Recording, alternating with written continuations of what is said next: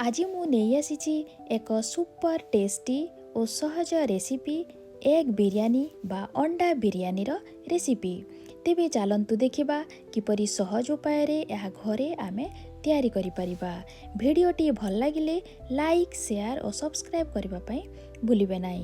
ताहारे चलंतु dairy न करी आरंभ करिबा आजिर रेसिपी।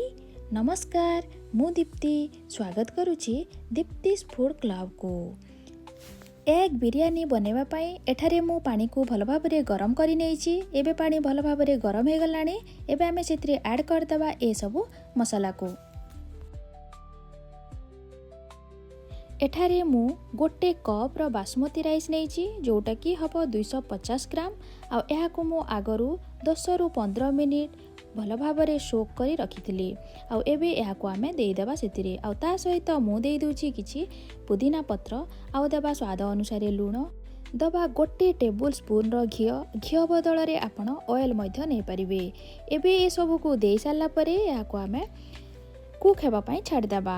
एहा को 90% कुक हेबा पई छाडी देबा। एबे देखंतु एहा 90% कुक होई गलानी। एबे एहा को आमे स्ट्रेन करि नेबा गोटे स्ट्रेनर साइज रे। आ एहा को रखि देबा आमे साइड रे। एबे जिबा आमे तार नेक्स्ट प्रोसेस को जिबा पूर्वरु एठारे मु नेछि 5टी अंडा। आ अंडा को मु भल भाबरे आगरु सिझेई कि नै जाईछि। एबे एथिरे आमे देई देबा किछि हळदी गुंड, लंका गुंड, आ दबा किछि लूण। ए सब को देई एहा को एबे आमे भल भाबरे मिक्स करि नबा। एहा को मध्य एबे आमे फ्राई करि नबा।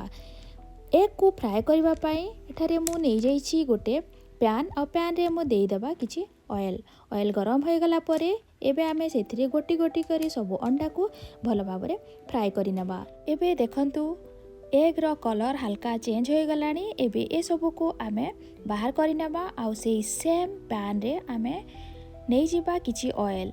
आ सेथिरे एबे आमे ऐड कर देबा ए सब स्पाइसेस को। आ एबे मु सेठारे नैछि गोटे कप रो प्याज को एभली भाबरे चॉप करिकी प्याज को आमे गोल्डन ब्राउन कलर हेबा पर्यंत फ्राई करि नेबा। आ एबे आमे सेथिरे ऐड कर देबा अदा रसुण रो पेस्ट को। अदा रसुण रो पेस्ट को मध्य किछि समय पई आमे भल भाबरे कुक करि नेबा।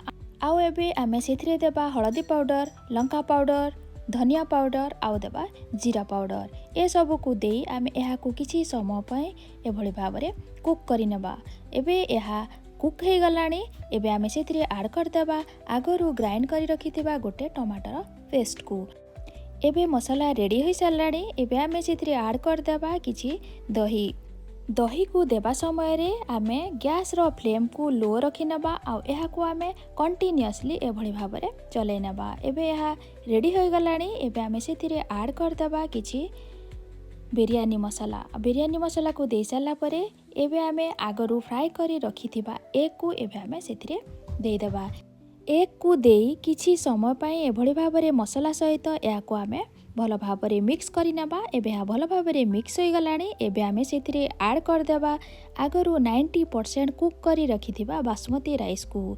सबु राइस को एभली भाबरे आमे मसाला उपरे देई साला परे एबे आमे सेथिरे देबा फ्राई करी रखिथिबा ओनियन। यह रेडीमेड आपण चाहिले निजे मध्य बनेकी नहीं पारिबे। ता सहित एठारे मु देई दूची सॉल्ट बा लूण, आउ दबा किछि बिरयानी मसाला, मिंट लीफ बा पुदीना पत्र, किछि घियो, आउ दबा गोटे लेमन रो जूस एभली भाबरे। आउ एहा को एबे आमे कवर करि दबा बा एहा को भल भाबरे सील करि नबा। आउ एहा को आमे 10 मिनिट दम पाई छाडी दबा। एबे हा 10 मिनिट होई सालानी। एबे चलंतु आमे एहार लिड को ओपन कर नबा। एबे आपण देखि पारुथिबे रेडी हो गला हमर सुपर टेस्टी आ डिलीशियस एग बिरयानी रो रेसिपी। ताहा पुणी घरे आ सिंपल वे रे। आपण निश्चय या को थरे ट्राई करंतु। यार टेस्ट केमिति लागिला मते कमेंट्स माध्यम रे जणांतु।